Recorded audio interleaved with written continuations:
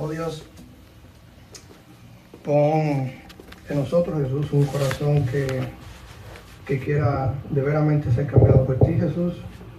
Te pido, Todopoderoso, que igual que has usado esta palabra que quiero compartirles, para mí, para yo ser transformado a ti, Jesús, espero y los demás puedan serlo también, Jesús. Háblanos, Todopoderoso, en amor y en verdad. Amén.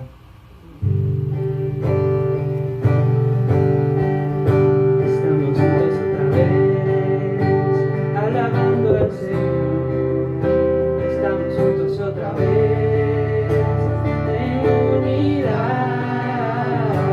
Algo nuevo va a suceder, que el Señor ya preparó. Estamos juntos otra vez, alabando al Señor.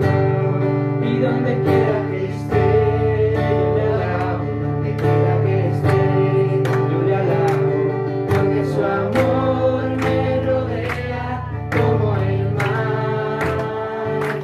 Alabaré a Cristo, exaltaré a Cristo, porque Cristo me levantó. Estamos juntos otra vez, alabando al Señor.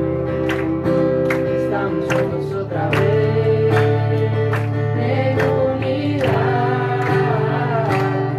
Algo nuevo va a suceder, que el Señor ya preparó. Estamos juntos otra vez, alabando al Señor.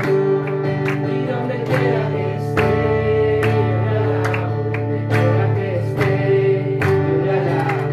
Porque su amor me rodea como el mar. Alabaré a Cristo, exaltaré a Cristo, porque Cristo me levantó. Donde quiera que esté, yo le alabo. Donde quiera que esté, yo le alabo. Porque su amor me rodea como el mar. Alabaré a Cristo, exaltaré a Cristo, porque Cristo me levantó. Alabaré a Cristo, exaltaré a Cristo, porque Cristo me levantó. Y donde quiera que esté, yo le alabo. Donde quiera que esté, yo le alabo. Porque su amor me rodea como el mar. Alabaré a Cristo, exaltaré a Cristo, porque Cristo me levantó. Alabaré a Cristo, exaltaré a Cristo, porque Cristo me levantó.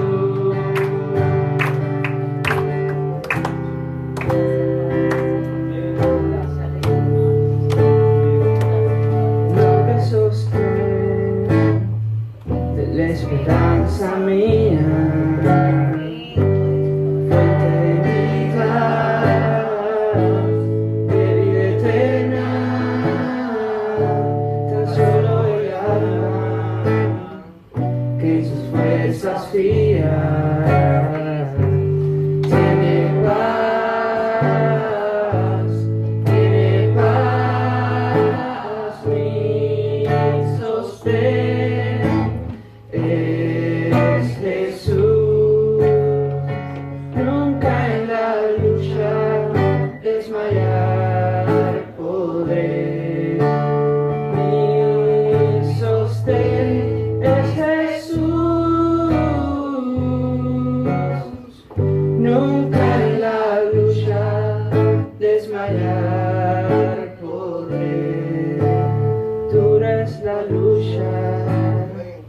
difícil la tarea, más numerosas de tu gran poder, mi espíritu renuevas con la idea nueva de vencer mi sostén es Jesús. Nunca en la lucha desmayar podré. Mi sostén es Jesús.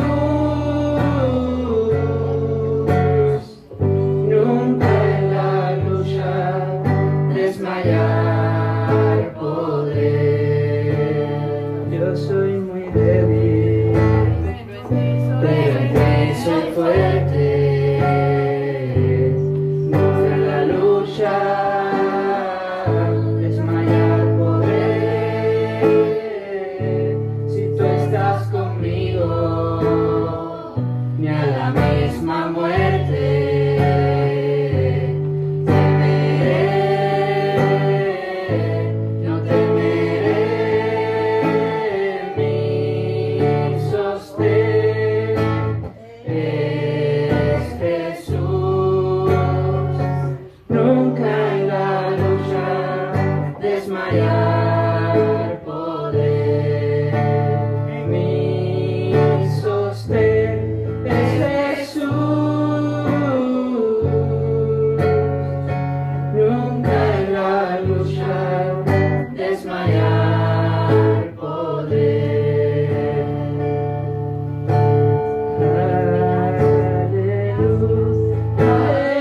Aleluya. Nunca en la lucha desmayar podré. Lindo eres Jesús.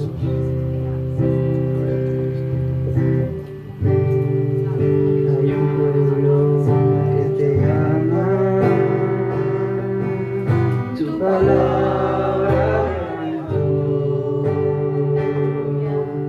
despertó de las tinieblas por ti. Hoy queremos servirte a ti y hacer tu voluntad. Da la luz a tu pueblo, libertad. Hay un pueblo que te ama, tu palabra levantó, despertó de las tinieblas por ti. Hoy queremos servirte a ti y hacer tu voluntad.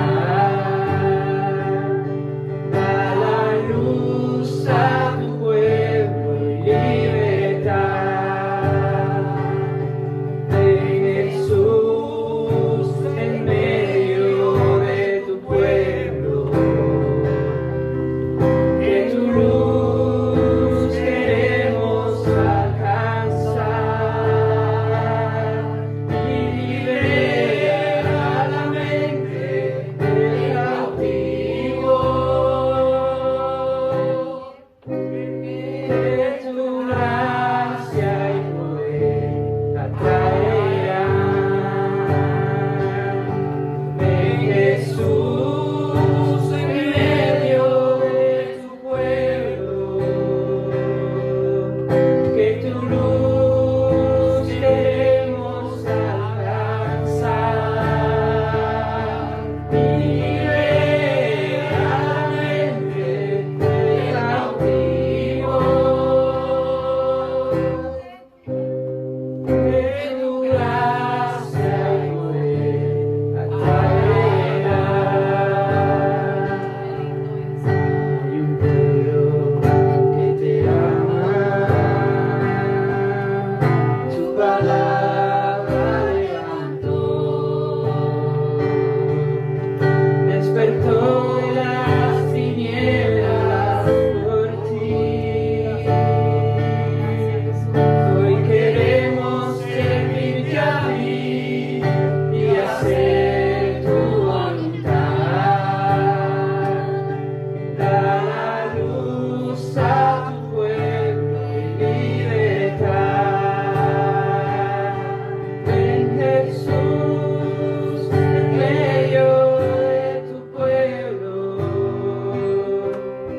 que tu luz queremos alcanzar y libera la mente del cautivo. De tu gracia y poder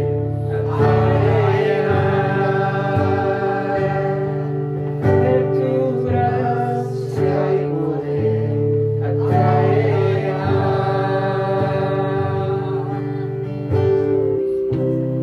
Ven, Santo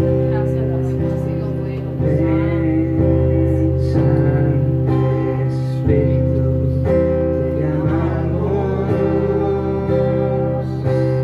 Ven, Santo Espíritu, te llamamos. Ven, Santo Espíritu, te llamamos a ti. Ven, Santo Espíritu, te llamamos.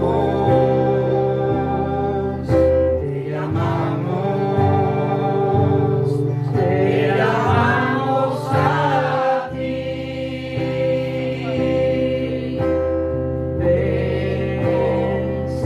Santo Espíritu, te llamamos.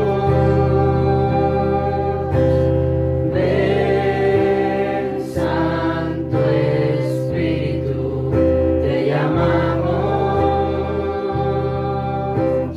Ven, Santo Espíritu, te llamamos a ti. Ven, Santo Espíritu, te llamamos. Te llamamos a ti. Ven con tu don, ven edifícanos. Ven con tu verdad, dando gloria a Dios y guíanos. Condúcenos, acompáñanos, ven acompáñanos. Ven con tu don, ven edifícanos. Ven con tu verdad, dando gloria a Dios y guíanos. Condúcenos, acompáñanos, ven acompáñanos. Ven con tu don, ven edifícanos. Ven con tu verdad, dando gloria a Dios y guíanos. Condúcenos, acompáñanos, ven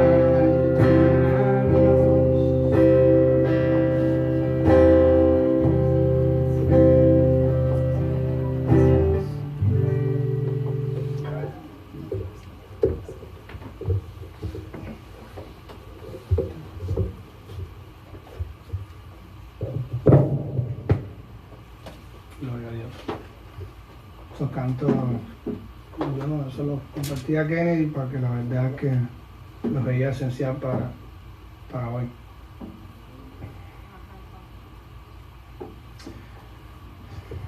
Nosotros tenemos por lo general la oportunidad de conocer a las personas por nuestra convivencia con las personas, por su forma de ser. Y vemos claro que en la vida de Jesús, Él nos da a ver su forma de ser en amor, compasión, bondad, celo, perdón, tolerancia, paciencia y más.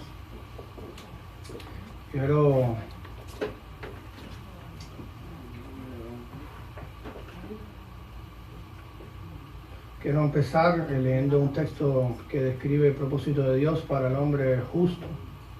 En Efesios 1, 3, 4, que dice: bendito sea el Dios y Padre de nuestro Señor Jesucristo, que nos bendijo con toda bendición espiritual en los lugares celestiales en Cristo, según nos escogió en Él antes de la fundación del mundo, para que fuésemos santos sin manchas delante de Él.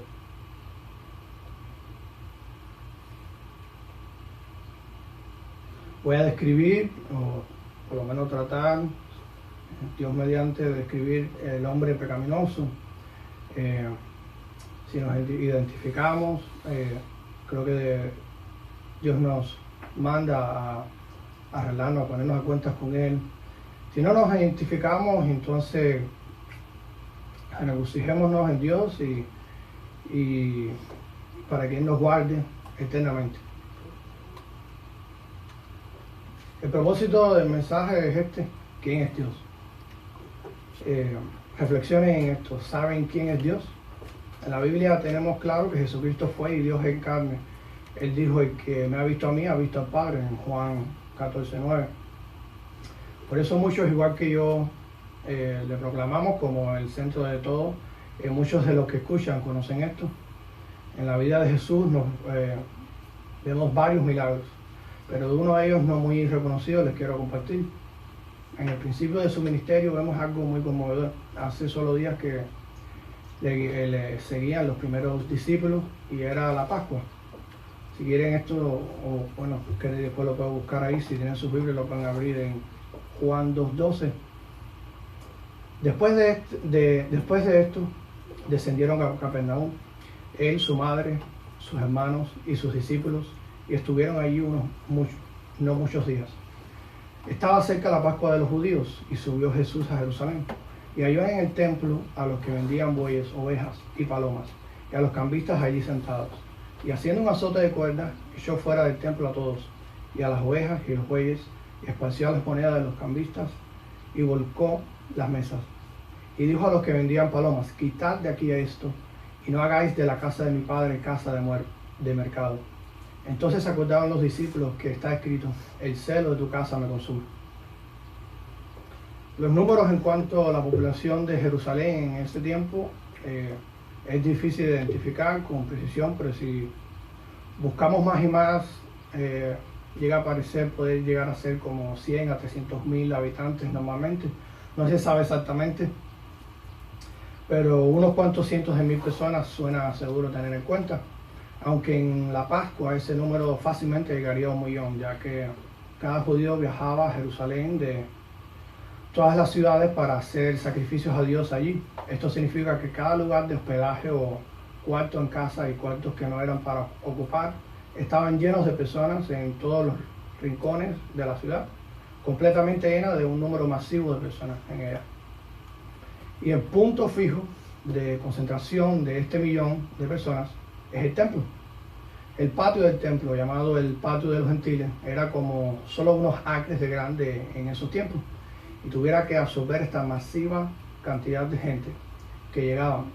Se encuentra que los sacrificios se hacían como desde las 3 a las 6 de la tarde, pero seguro empezaban más temprano para poder todos pudieran hacer sacrificios. Había mucha gente entrando y saliendo, y por todo alrededor con el propósito de traer sus sacrificios de ofrenda.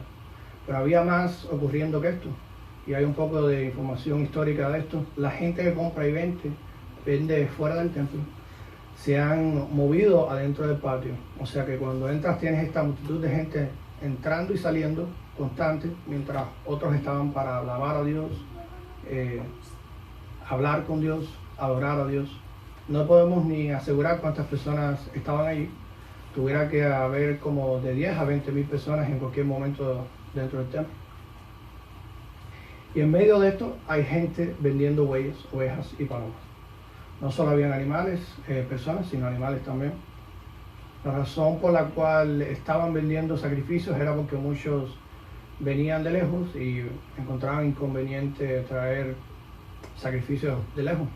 Había negocios funcionando allí, en la casa de Dios, en un lugar donde no se debería hacer tal cosa. Pero les quiero aclarar algo. Según el carácter de Jesús, ese día sí no andan confundidos, como me pasó a mí al principio. Esto tiene que ver con las emociones. Bien saben que uno puede llorar cuando sus hijos nacen o cuando un ser querido muere, pero estas son lágrimas muy diferentes. Cuando lloramos en un entierro o cuando lloramos en un nacimiento, las lágrimas son iguales, aún las podemos en un microscopio ver y vemos que son igualitas, pero son tristezas diferentes. Pero la verdad es que Dios nos ha creado con emociones y en sí las emociones no son bien ni mal, sino que el corazón es el que puede estar bien o mal. Porque yo puedo sentir alegrarme, puedo sentir alegría puedo tener una santa alegría al ver que Dios bendice a mi hermano, que el Señor está guiando sus pasos, pero también puedo alegrarme con una alegría pecaminosa cuando aquel vecino que me cae mal se cayó y se dobló el brazo. También puedo tener una ira santa cuando yo veo que la ira de Dios está haciendo, la iglesia de Dios está siendo perseguida. Yo puedo tener una ira pecaminosa cuando pierdo las llaves del carro y tengo que salir. Del mismo modo, puedo tener una tristeza santa porque sé que he ofendido a Dios, porque veo la distancia que hay entre mi pecado y su santidad, porque necesito cambiar. Y una tristeza pecaminosa porque me han pillado, porque no me saco con las mías, porque no se me considera como yo quisiera. Así que el pecado no está en la tristeza, ni en la alegría, ni en la ira, sino el pecado está en el corazón que uno tenga tras cualquier cosa que uno haga o sienta. Dios nos ha dado emociones que nuestro cuerpo expresa, pero lo que está ahí en el interior es lo que realmente importa. Y aquí vemos que Jesús, en ira santa por la casa de Dios, obra de manera milagrosa. Y Jesús ve todo esto y que vendían animales de sacrificio en el mercado de la casa de Dios. Y de esta manera han completamente contaminado la casa de Dios. Sus corazones son iguales a los corazones que Isaías y Amos escribieron. Ellos son irreverentes. Debería de ser un lugar de arrepentimiento, lugar de reverencia, lugar de humillación, lugar de adoración, lugar de alabanza. Pero es un lugar lleno de mercados por todos lados. Para Jesús, todo un caos. Toda una corrupción de acuerdo a cómo debería ser. Digo esto en comentario, vemos que en la vida de Jesús nada lo enfureció tanto en santa ira como la irreverencia. Todo el otro tiempo era compasión y misericordia, y aquí era furia divina. Y lo hizo por causa de adoraciones hipócritas. Los judíos esperaban que el Mesías viniera y atacara a los gentiles, y para su gran sorpresa el Mesías vino y los atacó a ellos. Los atacó en sus mejores momentos. Los atacó en medio de sus adoraciones, en sus climas, en la Pascua, en el templo. Ellos esperaban un guerrero conquistador y lo fue, pero que viniera contra las naciones que habían abusado de ellos y los habían oprimido y controlaban sus tierras en ese momento. Pero contrario a esto, él da a ver un inconfundible mensaje. El castigo viene sobre ellos, no sobre sus enemigos. Bueno, Jesús vio esto y en ira santa él obró. Aquí en el versículo 15 lo vemos, dice que hizo un azote de cuerdas, algo que no parece lo suficiente como un arma, como para actuar contra miles y miles de personas que van a tener toda razón para pararlo. Ahora recuerden, este es un hombre desconocido, este es solo el principio de su ministerio. Ellos no conocen de Jesús para esperar algo de él, no conocen quién es él. En ese momento era solo un hombre que asistía a la Pascua. Entonces da a ver un poder milagroso. No hay explicación humana para la cual puede describir lo que pasó. El milagro está en estas palabras del versículo 15. Echó fuera del templo a todos. Y la pregunta es ¿cómo? Es solo un inimaginable acto de poder. Esto ciertamente se llama una obra sobrenatural. Y esto no fue un acto de crueldad a las personas, no. Es un acto de justicia, un sistema, una religión. Jesús no atacó a las personas, Él atacó al sistema. Una idea creada por el ser humano en su mente, de que puede ser salvo por buenas obras, siendo ellos los que eligen que es bueno y no Dios. Algo que continúa ocurriendo el día de hoy. Los mercaderes lo quisieran parar. Los guardias del templo se sentirían responsables si no lo pararan. Todos pudieran haberlo parado. Lo único que necesitaban era un hombre fuerte que lo aguantara por atrás y le dijera, wow, ¿qué estás haciendo, amigo? Mientras otros lo asegurarían por atrás. Pero esto no pasó. Esto es poder milagroso. Esto es control de multitud total, del cual ningún hombre es capaz de hacer. Y en una escala enorme. Dice en Juan 2:15, echó fuera del templo a todos, y a los bueyes, y las ovejas, y los bueyes, hasta los animales. Aquí todos son completamente obedientes a su reprensión en justicia. Esto es un avance del poder que Dios tiene para juzgar. Él hará esto de una forma masiva en su segunda venida. La única diferencia es que esa próxima vez no tendremos dónde correr, ni nos libraremos de su castigo, ni si nos encontramos fuera de su gracia. En ese momento sí habrá muerte. Notamos que el ataque es a un sistema ideado por cosas que parecen más bien que mal, establecidas por el mismo hombre. Era sus responsabilidades guardar o traer lo mejor de lo suyo en sus ganados en sacrificio a Dios. Pero no vemos que esto pasa. Dijo Jehová, tus sacrificios no tendrán manchas, ciertamente refiriéndose al sacrificio, pero en un sistema donde se viola el tener el adecuado corazón, espíritu para dar sacrificio a Dios. Los sacrificios son semejantes al de Caín, el cual no fue aceptado, aunque él se esforzó y ciertamente le trajo lo mejor de la tierra a Dios, pero con un corazón rebelde, él desobedecía a Dios como muchos hoy. Ideas que llenan el corazón y uno refleja en su vida, las cuales un corazón que no es justo llega a crear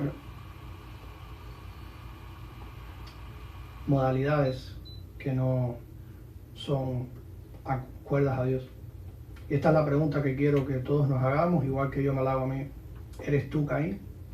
¿Traes ofrendas a Dios aún teniendo un corazón que no lo obedece? Estos hombres en el templo y aquí, con solo una oración en toda humillación y espíritu, pueden arreglar su falta, pero prefieren hacer lo que es más cómodo, igual que muchos hoy. Y les quiero decir, amados, este es el reino de Dios y no es de nosotros. Estas ideas con manchas viven el día de hoy. El pecado se acepta en las iglesias, como muchos vemos. Y muchos no tienen el valor de Cristo para hablar en amor a ellos, por amor a ellos. Y su sangre será sobre ti. En Ezequías 33:6 dice, esto dice Jehová, tu Dios. Pero si el atalaya viere venir la espada y no tocare la trompeta, y el pueblo no se apercibiere, y viniendo la espada hiriere de él alguno, este fue tomado por causa de su pecado, pero demandaré su sangre de mano del atalaya. Un mensaje claro que Jesús podía haber dicho ese día, ese momento en el templo, sería igual al que está en Isaías 1:11, si quieren o pueden, lo busquen, Isaías 1:11.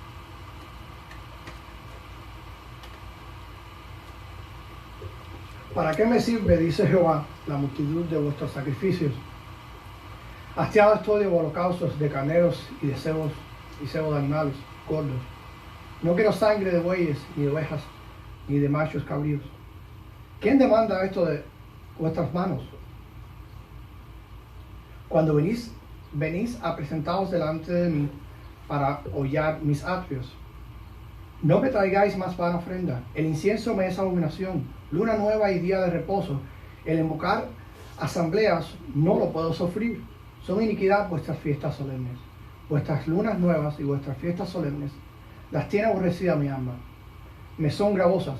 Cansado estoy de soportarlas. Cuando extendáis vuestras manos, yo esconderé de vosotros mis ojos.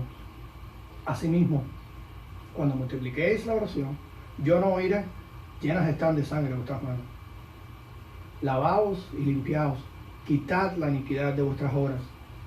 Delante de mis ojos, dejad de hacer lo malo.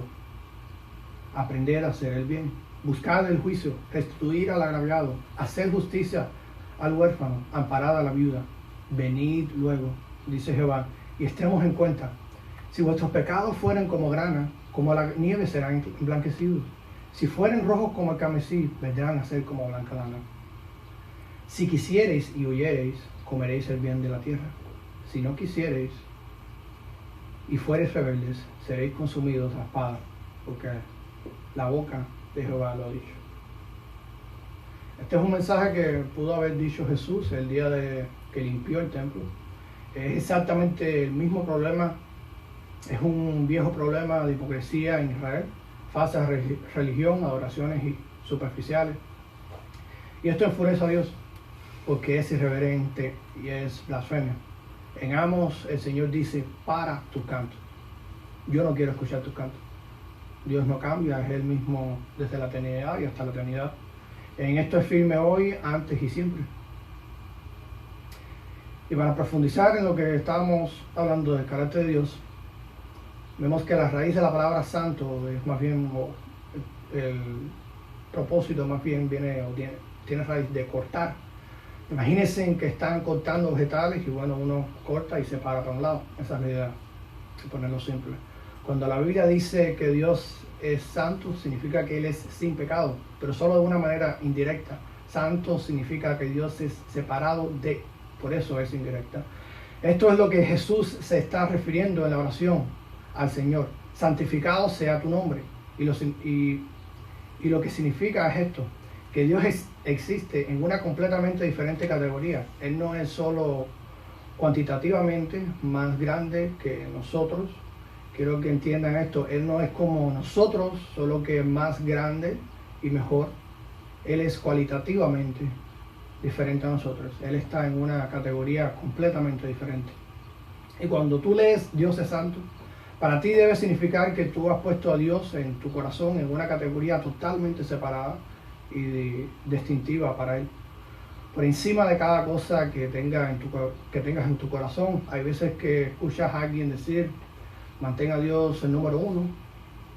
Pero mi pregunta es: ¿quién es el número 2? Más bien lo que debemos de saber es que si Dios es el número 1 en nuestras vidas, será el 2, el 3, el 4, el 5, el 6, el 7 y será todo. Porque lo reflejarás en todas las áreas de tu vida. Y para uno ser santo, agradable a Dios, no es solo que uno siga el libro de las reglas. Para uno ser santo significa que tú seas separado para Él. Cuando Jesús dijo: benditos son los puros de corazón, uno puede llegar a entender que lo que transmitía decir era: benditos son los que no tienen en su corazón lealtades que compiten entre uno y ella. Cuando eliges a Dios y otra cosa igual. Porque así cumples tener un corazón puro. Un corazón que pertenece a Dios. Una vida que pertenece a Dios. Es necesario la santidad dada por Dios. Y la pregunta que queda es esta: ¿puedes ser santo para Dios? Y al ser separado para Él, como conocemos muchos, tú vas a ser separado de aquello que Él odia. Pero cuando uno va leyendo en la Biblia, uno viene rápido y se da cuenta que hay cosas que Dios ama y también Dios odia de una manera terrible. Sí, cosas que Él odia. Él odia la injusticia. Él menciona muchas de ellas bien específicas, como ya hemos leído. No me traigáis vana ofrenda. En Gálatas 5:19 también lo describe: adulterio y fornicación, inmoralidad sexual, impureza y libertinaje, idolatría y brujería. odio, pleitos, celos, arrebatos de ira, rivalidades, disensiones, herejías, envidias, homicidios, borracheras, orgías, algo por lo cual va a juzgar a esta ciudad de Miami, por lo cual se ve tanto esto. Fiestas desenfrenadas sexualmente en pasiones y deseos. Los que practican tales cosas, dice, no heredarán el reino de Dios. Son iniquidad vuestras fiestas solemnes. Y esto es lo que se refiere. Con corazones llenos de pecado, das dinero al pobre. Con corazones llenos de pecado, oras. Con corazones llenos de pecado, asisten a la iglesia. Con corazones llenos de pecado, hablan de Dios. Con corazones llenos de pecado, son amables. Con corazones llenos de pecado, tienen modales. Y con un corazón limpio de casi todo, te tienes a ti por encima de Dios. Porque si haces el bien, pero nunca dejarías tu amor al dinero, sexo, drogas, mujeres, hombres, por Dios, tampoco dejarías tu amor a mentir. Porque si lo dejaras, tu amor a mentir, no hubiera uno aquí que pensaría que de veras quieres ser salvo. Te presentas delante de Dios con muchas obras buenas, igual que el pueblo de Israel, pero con pecados ocultos, y Él no acepta estos sacrificios. Dice, el incienso de los sacrificios me es abominación, las aborrece mi alma, me son gravosas. Con nuestras oraciones y nuestras buenas obras ofendemos su santo nombre. Y cuando extendáis vuestras manos, yo esconderé, así dice en Isaías 1:15, continúo diciendo, cuando extendáis vuestras manos, yo esconderé de vosotros mis ojos. Asimismo, cuando multipliquéis la oración, yo no oiré, llenas están de sangre vuestras manos. Y una de las cosas que hacemos porque amamos a Dios y queremos agradarle, es que vamos a la palabra, a su palabra, y descubrimos las cosas que Dios odia y aprendemos a odiarlas, porque son malas. Y aprendemos a amar lo que Él ama, porque es bueno. Pablo dijo que aunque viva o muera, él solo tenía una meta: ser agradable a Dios. Una ofrenda santa para un Dios santo. Y ese es el punto del mensaje. Es necesario la santidad dada por Dios. Qué horroridad que usemos el nombre de Dios en vano, aparentemos a todos ser salvos y practiquemos el pecado en oculto. Traigamos todos estos holocaustos a Dios sin tener un corazón verdaderamente entregado a Él. Le cantan de arrepentimiento por los pecados, mientras todavía mentimos. Hacen misericordia con los enfermos, pero no tienen suficiente amor propio para dejar el alcohol, cigarros, sexo fuera del matrimonio. Donas de tiempo y dinero al huérfano y amparas a la viuda para ganarte el reino de Dios como si fuera buena obra y una meta, con una mente astuta como la de Caín, como si se pudiera entrar al cielo así. Alteras en oculto, pero está bien mientras nadie sepa nada, a nadie le duela, así dice el mundo. A mí me podrás engañar, a la abuela, al tío, padres, hijos, compañeros de trabajo, esposa, esposo, pero a Dios, que lo ve todo, no.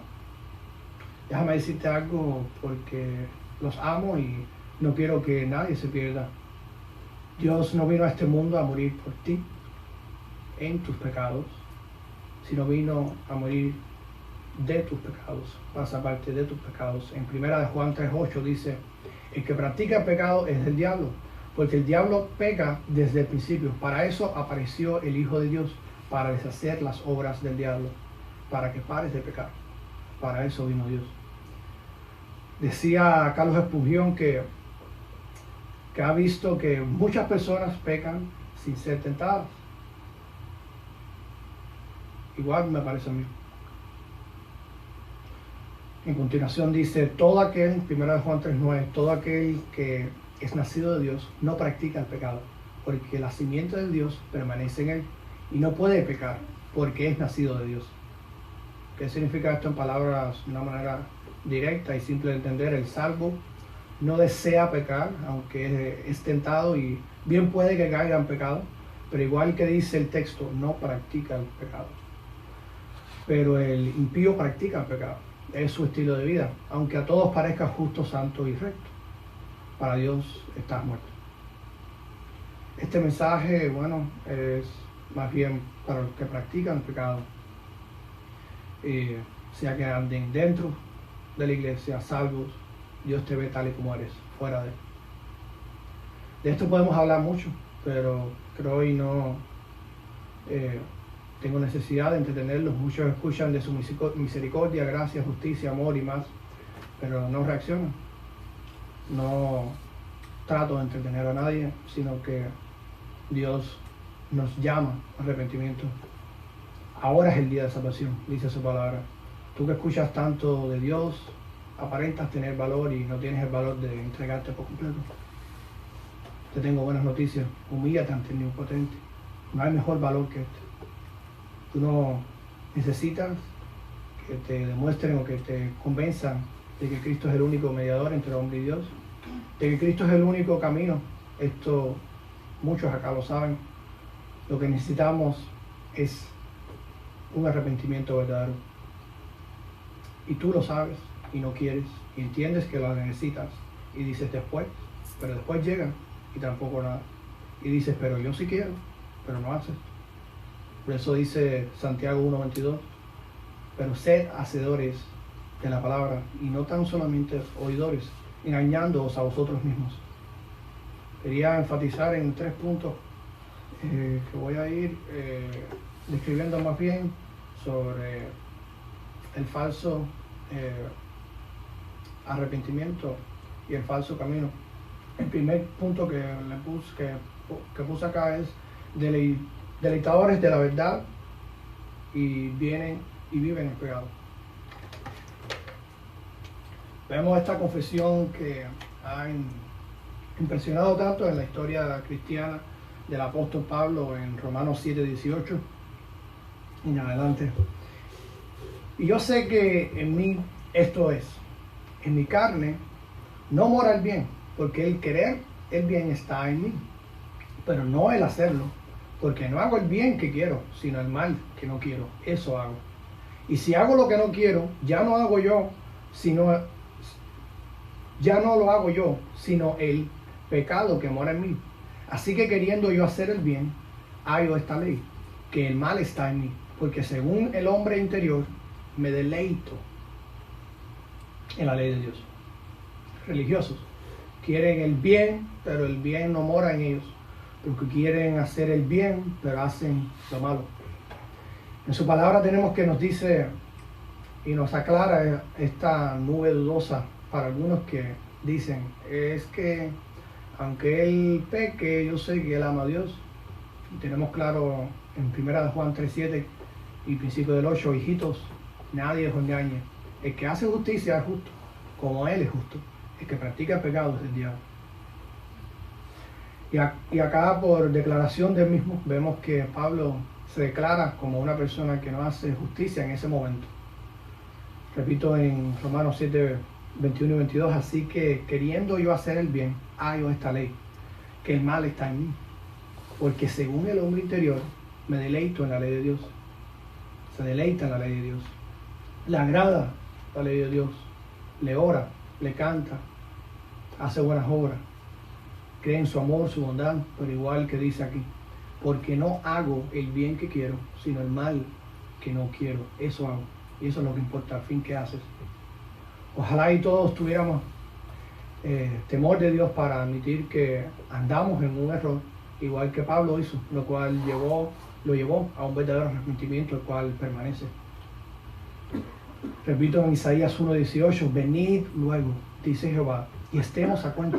Si vuestros pecados fueren como la grana, como la nieve serán emblanquecidos. Si fueren rojos como el carmesí, vendrán a ser como blanca lana.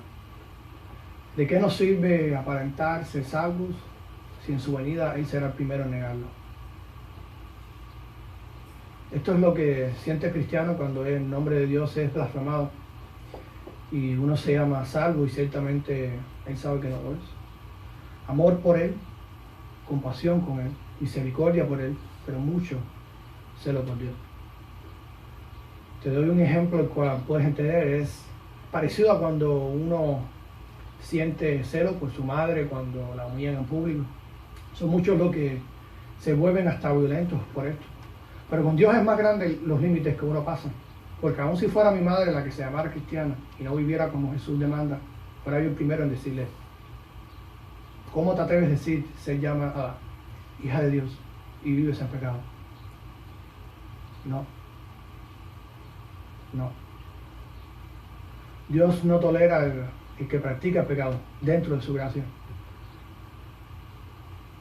Este mensaje es para el que practica pecado. Ellos resisten el llamado de arrepentimiento. Regresamos a la pregunta: ¿eres tú, Caín? ¿Cómo te parece esto? Nosotros decidimos nuestras propias acciones y todavía la mayoría hacemos el mal antes que el bien. ¿Te pondrás a cuentas con Dios? Él no fue solo un maestro, no fue solo un director, un jefe, no fue solo un doctor, no fue solo un alcalde, no fue solo presidente, rey, no fue solo un amigo, no fue solo un padre. Fue y es Dios eterno, por siempre y para siempre, omnipotente en todos lados, omnisciente, lo sabe todo, omnipotente, todopoderoso, soberano, supremamente en control de todo, infinito, no puede ser medido más que lo que uno puede imaginar. No hubo nadie antes de Él, ni nadie después de Él. Él es el alfa y la omega, el principio y el fin. Todo misericordioso, todo justo, inmutable, nunca cambia, todo santo, apartado de toda inmundicia, perfecto en benignidad, siempre exaltado. Y en su misericordia quiso salvar a criaturas por naturaleza pecaminosas por medio de su Hijo Jesucristo. Él mismo, despojándose de toda su gloria, de las alturas, para morir en sacrificio por nosotros, pecadores. Y esta generación dice: no quiero saber de ti, ni quiero obedecerte. Yo me valgo por mí mismo, no te necesito. Y en el infierno cuenta la Biblia que muchos sufrirán, pudiendo haber elegido representar el único verdadero Dios del universo y tener vida eterna. Él es amor, pero también justo. ¿No crees que el hecho que Cristo, siendo Dios de todo lo que existe, muera por ti fue suficiente? Esto nos lleva a la pregunta expuesta en el principio: ¿conoces a Dios? ¿Sabes quién es Dios? La ley de Dios fue establecida según su carácter, pero ¿cómo puedes obedecerla si no conoces el carácter del que la estableció? Y esto toma parte de su carácter, su santidad, entre muchos más, pero revelado en el templo en santa ira ese día. El celo por tu casa me consume. Así dijo David, pero no con tal autoridad siendo el rey, aún siendo el rey, pero Jesús es mucho más. Cómo Dios ve al pecador tal y como es, no en la iglesia ni salvo, sino fuera de la iglesia y perdido, aunque sea el mismo predicador. Y llegamos a la misma pregunta: ¿eres tú, Caín? Quiero compartirles el segundo punto: celo no conforme a ciencia. Y lo podemos ver en Romanos 10:2. Dice: porque yo les doy testimonio de que tienen celo de Dios, pero no conforme a ciencia. Algo inventado, no concorde a la verdad. Continúa en Romanos 10:3. Porque ignorando la justicia de Dios y procurando establecer la suya propia, no se han sujetado a la justicia de Dios. Personas que se cubren de la justicia de Dios para establecer la suya propia, disfrutando de todo lo que trae la vida en Cristo para fin de alcanzar sus metas. Pero a continuación dice: porque el fin de la vida de la ley es Cristo, para justicia a todo aquel que cree. Seguimos con el carácter de Dios. Dijo Jesús, esto es más bien la nueva versión internacional, en Lucas 12:49. He venido a traer fuego a la tierra, y como quisiera que ya estuviera ardiendo. Solo un Dios santo diría esto de personas que viven en paz, sabiendo lo mal que andan. Él nos ama y a la vez desea traer justicia. Entonces, ¿cómo puede Dios amarnos y a la vez estar airado con el pecador? No es que Dios nos ama tal y como somos. Es una mentira grande que el mundo nos ofrece. La pregunta más grande de la Biblia es cómo Dios puede ser justo y a la vez justificar al pecador. Si Dios dijo, la paga del pecado es muerte, ¿cómo después no va a matar al pecador? ¿Qué se le dice a un juez que sobrepasa la ley? Un juez injusto. Les doy una ilustración. Imagínense, y Dios no quiera, pero llegan a su casa y su familia entera es asesinada. Llegan a tiempo y cogen al asesino y llaman a la policía. Llega el día del juicio y el juez dice, soy un juez amoroso, te dejo ir. El juez en sí es más malvado que el mismo asesino. Un juez que sobrepasa la justicia por compasión es un juez injusto. Hay algo en ti que llora por justicia, diciendo, esto no puede ser. Hay evangelistas que dicen, en vez de Jesús ser justo contigo, fue amoroso, misericordioso. ¿Sabes qué están diciendo? Que Dios no es justo. Él sí fue misericordioso, pero también fue justo. Entonces, en un Dios que de veras es justo, debe matarnos, como dice la palabra de Dios, no puede perdonarnos. Les traigo una verdad. Dios es santo. Ahora, ¿qué debe hacer un Dios santo con un ser humano sucio como nosotros? En Salmo 5:5 dice, los insensatos no estarán delante de tus ojos, aborreces a todos los que hacen iniquidad. ¿Conoces ese increíble comentario que dice, Dios ama al pecador y odia al pecado? Eso no es lo que enseña la palabra de Dios. En Romanos 1:18 dice, porque la ira de Dios se revela desde el cielo contra toda impiedad e injusticia de los hombres que detienen con justicia la verdad. Ahora, no se confundan, el odio de Dios no es como el de los hombres, no es egocéntrico, egoísta, es solo la reacción de un Dios santo contra hombres que son viles. Entonces un Dios que de veras es justo, no puede perdonarnos, porque la paga del pecado es muerte, dice la Biblia. El humano debe pagar con su vida. Con solo un pecado cometido, el ser humano se destituye de la vida y ahora solo merece morir. Les doy una paradoja a ver si pueden ver cómo nos podemos librar de esta condenación. Recuerden que es solo una paradoja. Dios crea al hombre y a la mujer y dice, la paga del pecado es muerte. El día que coman de esta fruta morirán, como muchos sabemos la historia de Adán y Eva. Luego el diablo viene y dice, ¿no debería el Dios de todo el universo ser justo? Nosotros en el cielo te desobedecimos y nos diste completamente justicia. ¿No somos nosotros ángeles de mayor importancia y gloria que el hombre? Y a la vez nosotros no recibimos ni misericordia, ni una promesa, ni nos arrojaste, tú nos arrojaste de tu gloria. Abraham en momentos mintió, y tú lo llamas tu amigo. David adulteró, y tú lo llamas un hombre tras tu mismo corazón. ¿Cómo puedes llamarlo tu hijo? ¿Cómo puedes llamar a Israel tu pueblo? Ellos me adoraron a mí en el desierto. Luego Dios viene, reúne a todos los ángeles y al diablo le dice, mira, ¿sabes cómo puedo llamar a Abraham mi amigo? ¿Sabes cómo puedo llamar a David mi hijo? ¿Sabes cómo puedo llamar a Israel mi pueblo? Ve, mira a Jerusalén como mi hijo Jesucristo muere por todos ellos. Él amó a Abraham, David y su pueblo, basado en lo que iba a hacer en la cruz.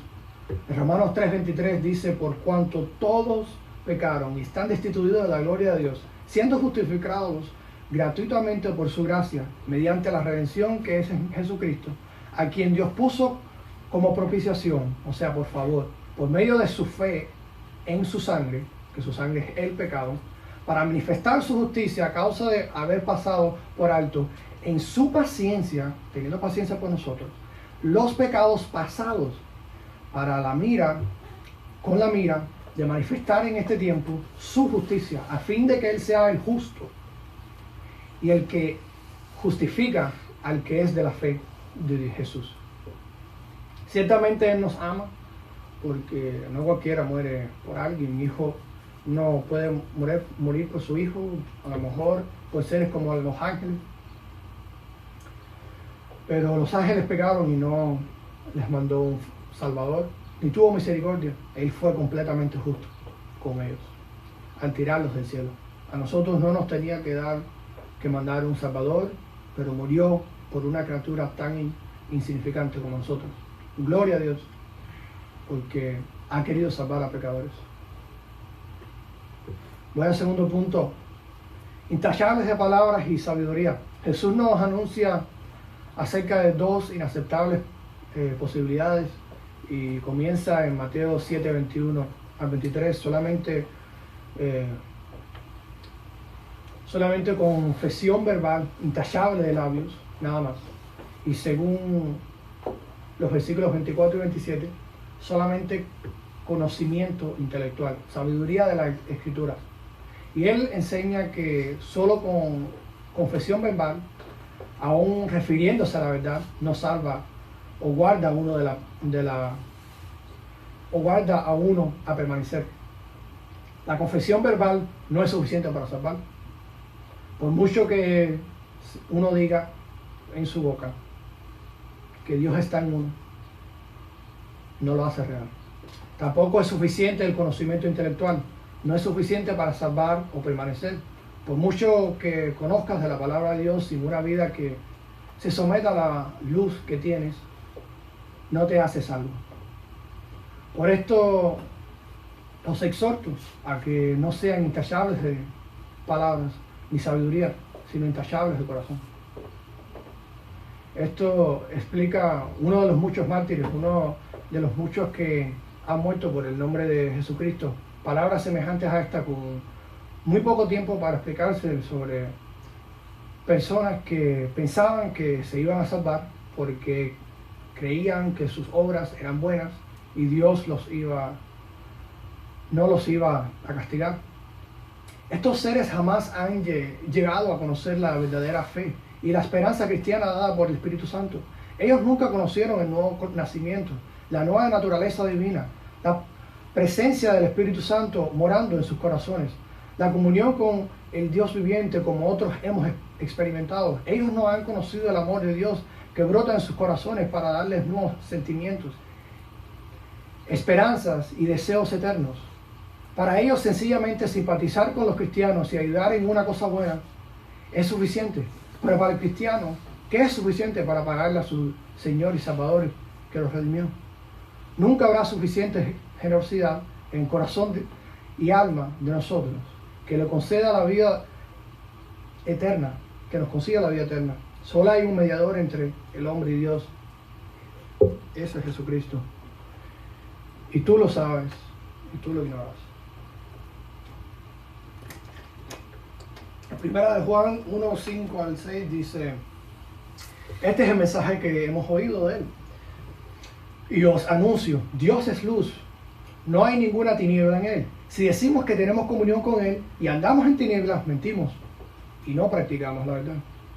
Es tu certeza de estar a cuentas con Dios, que cada vez que caes en tentación, pides perdón o que Dios te perdone. Si pusiéramos tu vida entera ahora en un video acá, pasaras y me quitarías el remote para que no todos viéramos todo lo que has hecho. En Juan 3, 20 a 21 dice: porque todo aquel que hace lo malo aborrece la luz y no viene a la luz, para que sus obras no sean reprendidas. Mas el que practica la verdad viene a la luz, para que sea manifiesto que sus obras son hechas en Dios. El cristiano dice: miren, de allí me sacó Dios. Entonces, ¿cómo agradamos a Dios? Recuerden ahora todas esas enseñanzas de Jesús en Mateo 16, 25. Porque todo el que quiera salvar su vida, la perderá. Y todo el que pierda su vida por causa de mí, la hallará. Esto es un llamamiento a morir, a vivir muertos a nuestros deseos carnales y vivir para su voluntad.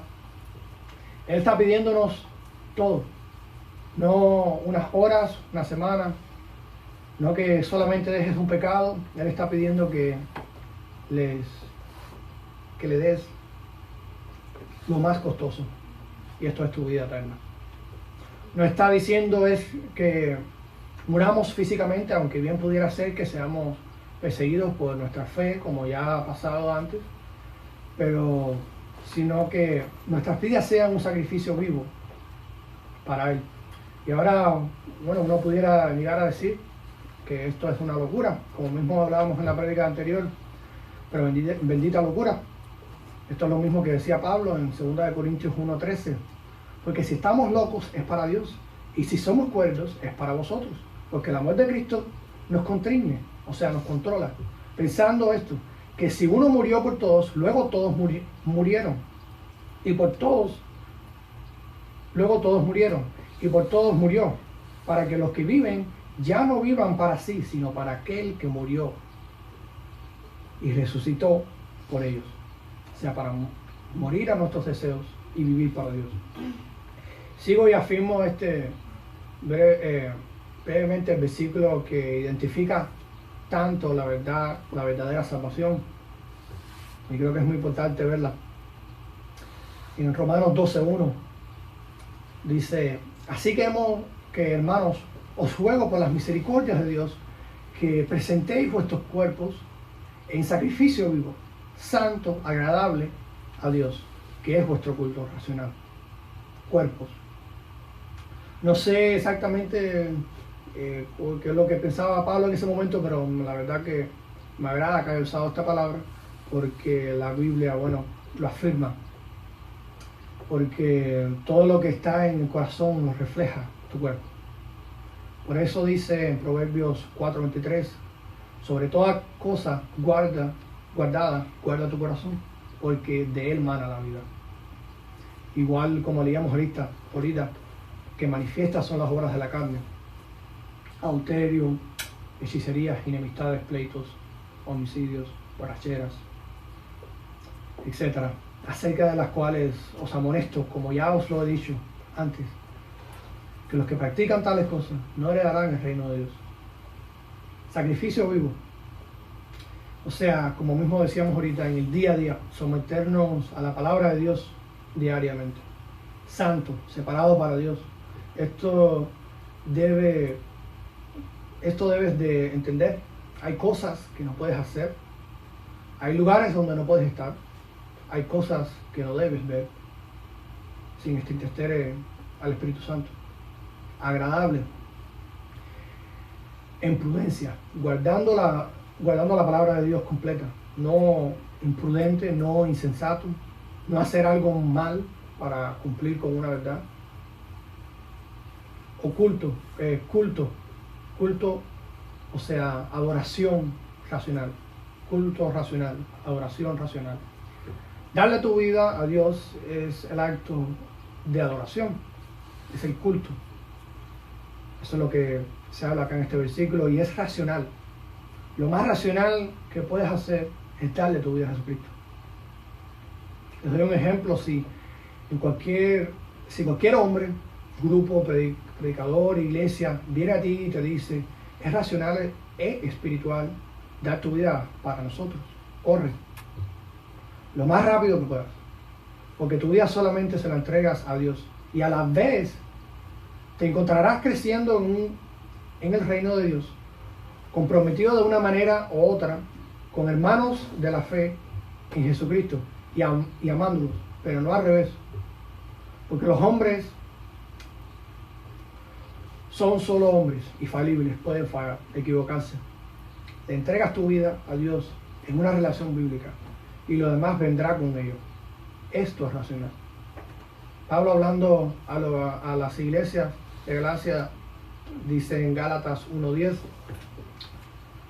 pues busco ahora el favor de los hombres o el favor de Dios, o trato de agradar a los hombres, pues si todavía agradara a los hombres, no sería siervo de Cristo. Tu vida se la entregas a Dios, porque el día que un pastor o un hermano se equivoque, él que es falible, y te pida que hagas algo que va contra la palabra de Dios, le vas a obedecer, y uno llega a pecar. Le entregas tu vida a Dios. Si los israelitas el día de la Pascua hubieran entregado su vida a Jehová de esta manera, de corazón, en piedad genuina y verdad, Jesús nunca hubiera demostrado su ira ese día. Pero ellos entregaban su vida a los hombres, a la religiosidad de darle gloria al mismo culto. O sea, gloria a la oración, a la misma fiesta, al buen tiempo con los creyentes, gloria al estar satisfecho de sus buenas obras, gloria a solo cumplir y no a Dios. Si se obedeciera Romanos 12 como es de verdad, ciertamente llegaremos a ser separados para Dios y agradables a Él. Miren lo que pasa hoy en día en las escuelas. A final del año, si algunos no tienen los grados o puntos que necesitan para pasar una clase, ¿qué pasa? Por lo general, normalmente uno pide por make-up work, o sea, trabajo para sustituir lo que no pudiste entregar a tiempo para subir tu grado y pasar el año. Eso no existe el día del juicio. No va a haber tiempo para mejorar, ni una palmada en la espalda diciendo haz lo mejor para la próxima, ni momento alguno para arrepentirse, aunque quieras hacerlo en ese entonces. Ahí solo hay condenación eterna. O Dios está en ti o tu ego en ti. Es necesario la santidad dada por Dios. ¿Creen esto? Que esto es información. Dice la palabra de Dios: os amonesto, os suplico, lo mismo que les ruego el día de hoy, no vayan a sus casas sin considerar lo serio que es ser condenado a vida eterna en castigo, el cual no soportarás ni te librarás. Mejor ser separado para Dios, Él que sí es santo. Si para los que piensan también que pueden librarse, les doy también un pasaje de la Biblia que más bien pudieran entender y se den cuenta que es algo que no se puede soportar. Jesús nos da un buen ejemplo en Lucas 16, 19, y quiero que traten de discernir esta historia, ya que hay muchos que doblan el significado. Había un hombre rico que se vestía de púrpura y de lino fino y hacía cada día banquete con esplendidez.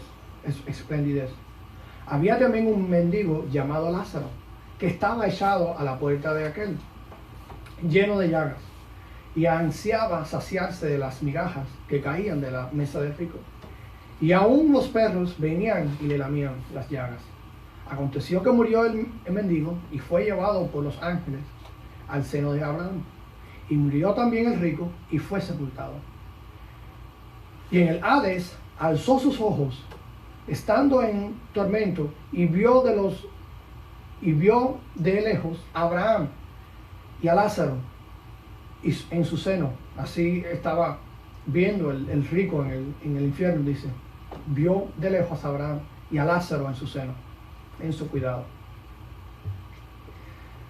Obviamente refiriéndose a la riqueza de la vileza del mundo y la pobreza, no de dinero, sino la pobreza que hay en el verdadero cristiano al ser pobre de corazón. Entonces, él, dando voces, el rico, dijo: Padre Abraham, ten misericordia de mí y enviad a Lázaro para que moje la punta de su dedo en agua y refresque mi lengua, porque estoy atormentado en esta llama. Fíjense lo mal que Dios nos indica que es el castigo eterno al decir que este hombre en el infierno lo único que quería era una gota, ni un vaso de agua, una gota de agua de la sed que tenía a causa de la llama. Pero Abraham le dijo: Hijo, acuérdate que recibiste tus bienes en tu vida, tú te satisfaciste en pecado en tu vida, y Lázaro también males, pero ahora este es consolado aquí y tú atormentado. Habla sobre los males adversidades que le vienen a los que luchan por el nombre de Cristo. Pero ahora este es consolado aquí y tú atormentado. Además de todo esto, una gran cima está puesta entre nosotros y vosotros, de manera que los que quisieran pasar de aquí a vosotros no pueden, ni de allá pasar acá. O sea, ni del cielo poder pasar al infierno a ayudar a uno, ni del infierno poder pasar al cielo. De ninguna manera. La Biblia es bien específica con esto y creo que esto fue una de las cosas que más me trajo a Dios cuando vi que era eternidad o eternidad, izquierda o derecha, infierno o cielo, perdición o salvación. Entonces le dijo: te ruego pues, Padre, que le envíes a la casa de mi padre, porque tengo 5 hermanos, para que les testifiques, a fin de que no vengan ellos también a este lugar.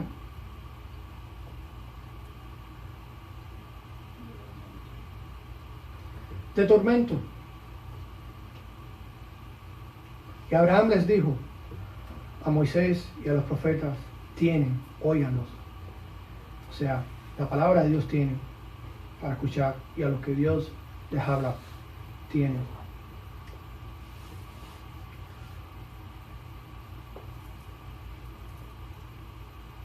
Él entonces dijo, repito, no, padre Abraham, pero si alguno fuera ellos de entre los muertos, se arrepentirán. O sea, si ven lo sobrenatural, que a veces uno quiere algo sobrenatural para creer en Dios.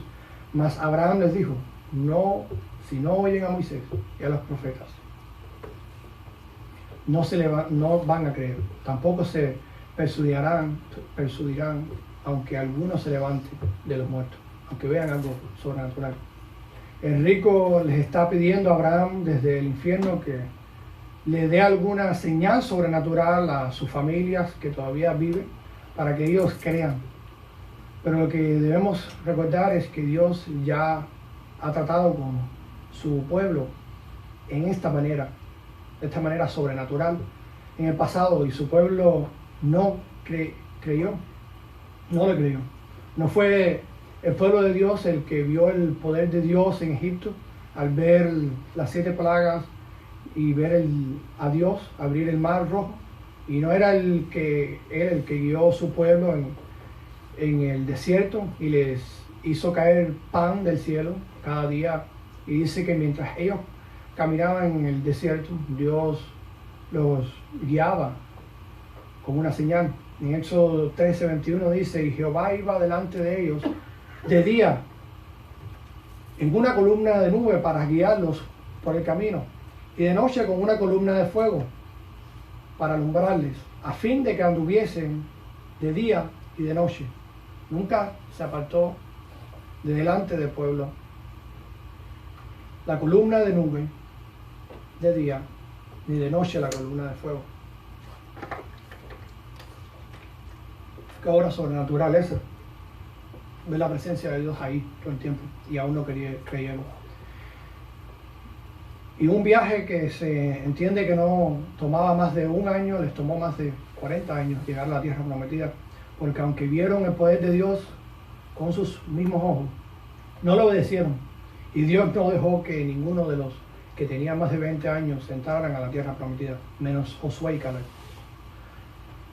En Deuteronomio 1:31 describe el acontecido de la historia, y con eso terminamos. Y en el desierto has visto que Jehová tu Dios te ha traído, como trae el hombre a su hijo, por todo el camino que habéis andado hasta llegar a este lugar. Y aún con esto no creísteis a Jehová vuestro Dios. Continúa el versículo 34. Y oyó Jehová la voz de vuestras palabras, y se enojó y juró diciendo: no verá hombre alguno de esta mala generación la buena tierra que juré que había de dar a vuestros padres, excepto Caleb y Josué. Y continúa diciendo el versículo 40, si saltamos ahí: pero vosotros, le dice a los que no lo obedecieron, pero vosotros volveos e id al desierto, camino al mar rojo. Vuélvanse atrás. Para los que piensan que Dios es solo amor y a la verdad que sí lo es, pero Dios también es santo y no bendice a los que no creen ni lo obedecen. Entonces respondisteis y dijisteis, esto es el pueblo respondiendo a Dios cuando Él le dice, vayan y regresen, no tienen mi bendición. Entonces respondisteis y me dijisteis, hemos pecado contra Jehová, nosotros subiremos y pelearemos contra todos los que Jehová nuestro Dios nos ha mandado. Y os armasteis cada uno con sus armas de guerra y os preparasteis para subir al monte. O sea, trataron a fuerza arrepentirse.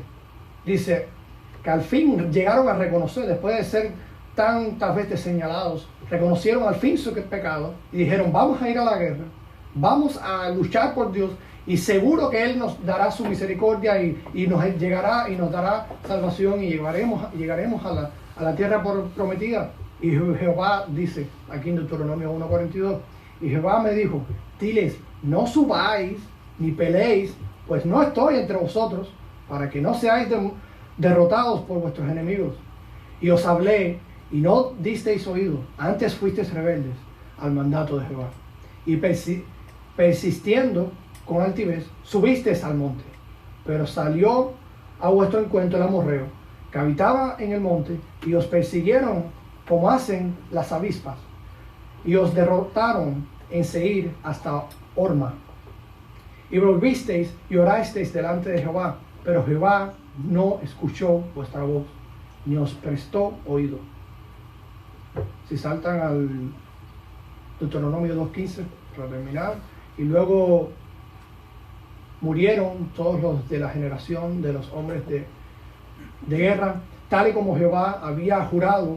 Incluso también la mano de Jehová vino sobre ellos para destruirlos en medio del campamento hasta acabarlos.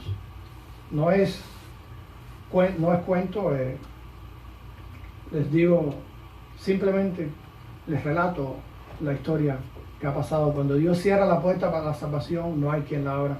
Lo único que intento transmitir es que tomen el paracaídas. Si estamos en una avioneta hoy en día y nos tenemos que lanzar porque se va a caer, lo mejor que puedo hacer es enseñarte que tan profunda es la caída, de no entrarte y darte el paracaídas. El miedo en ese momento es tu amigo. Con misericordia, dice en Proverbios 16:6, con misericordia y verdad se corrige el pecado. Eso hago, fíjense. Y con el temor de Jehová los hombres se apartan del mal. El temor, Dios lo puso por una razón. Y dice que el temor de Jehová atrae al hombre y lo aparta del mal. Engañosos de corazón, más que todas las cosas, y perverso. ¿Quién lo conocerá? En Jeremías 17:9 dice, necesitamos del amor de Dios y conocer que Él nos perdona, ya que hay muchos del día de hoy que en sus corazones están engañados y piensan que han pecado tanto que Dios no los puede perdonar y su brazo no es tan pequeño que nos puede salvar. Dios sí puede, y otros con corazón engañoso creen que Dios los ama, pero no creen que Dios los va a juzgar. En Hebreos 9:27 lo tenemos bien claro, y de manera que está establecido para los hombres que mueran una sola vez, y después de esto el juicio. Después del día del juicio, ¿qué tendrás? El diablo contamina el mensaje del Evangelio y engaña a muchos a una imagen de Dios que no es real. Y su lema es Dios es amor, y hay que ser más tolerantes. El arrepentimiento no es como se hace en varias iglesias hoy en día, que cada domingo todos dedican su vida a Dios una y otra vez. Deben hacer énfasis en la profética palabra que dice, ¿por cuánto tiempo vas a estar entre dos opiniones? Si Dios es Dios, entonces sírvele como Dios. Si el Dios de tu imaginación prefieres, entonces vete con Él. Pero no le llames Jehová, Jesucristo o Espíritu Santo, porque no tiene nada santo. Y si quieres de verdad servirle y dejar tu orgullo atrás, una por todas, la Biblia tenemos claro que la voluntad de Dios es tu santificación. En Hebreos 12:14 dice, seguid la paz con todos y la santidad. Y la parte más importante, sin la cual nadie verá al Señor. Es necesario la santidad, sea apartado para Dios.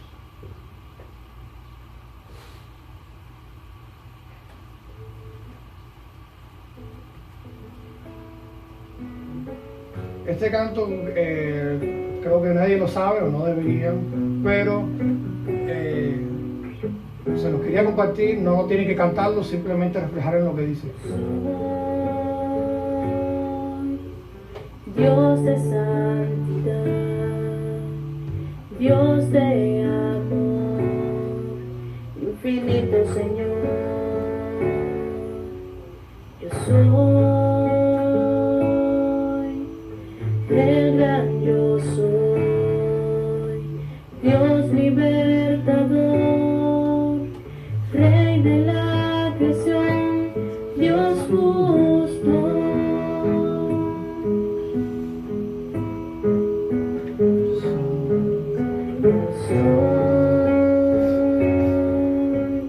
Dios de santidad, Dios de amor, infinito Señor,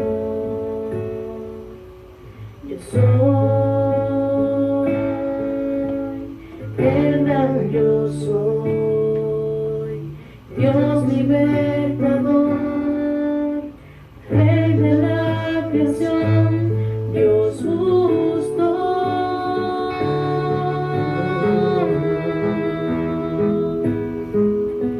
Yo soy Dios de santidad, Dios de amor, infinito Señor. Yo soy el gran yo soy, Dios libertador, Rey de la creación, Dios justo.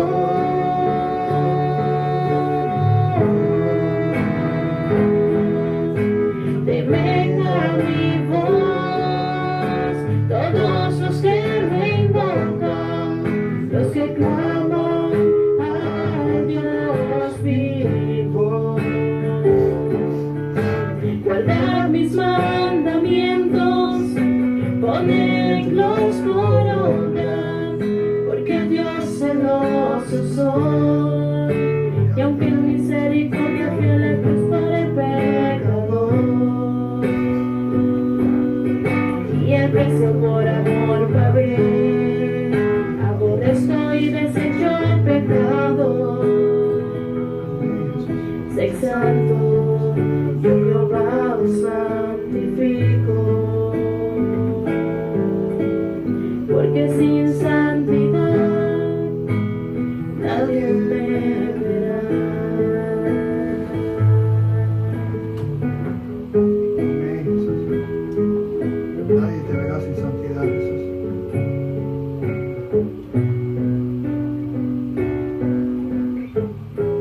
Corrige nuestra vida, Jesús, y hazla agradable a ti.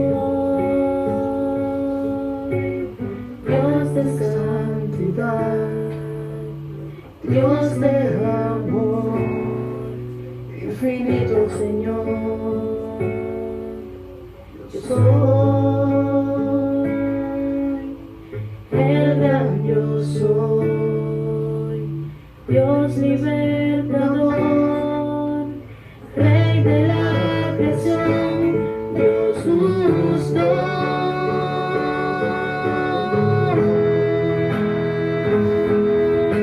Temen a mi voz todos los que me invocan, los que claman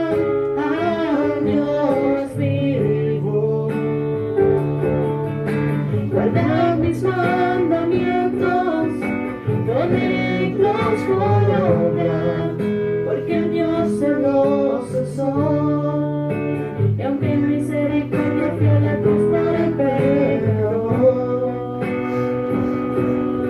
y el precio por amor pagué, aborrezco y desecho el pecado. Venga mi voz, todos los que me invocan, los que claman al Dios vivo. Guardad mis mandamientos, ponedlos por obra, porque Dios celoso soy, y aunque en misericordia fui a la cruz por el pecador, y el precio por amor pagué, aborrezco y desecho el pecado. Sé santo, yo Jehová os santifico. Temed a mi voz, todos los que me invocan, los que claman al Dios vivo. Guardad mis mandamientos, ponedlos por obra, porque Dios celoso soy, y aunque en misericordia fiel a cruz por el pecador, y el precio por amor pagué, aborrezco y desecho el pecado. Sé santo, yo Jehová os santifico, porque sin santidad nadie me verá. Sé santo, yo Jehová os santifico, porque sin santidad nadie me verá. Sé santo, yo Jehová os santifico, porque sin santidad nadie me verá.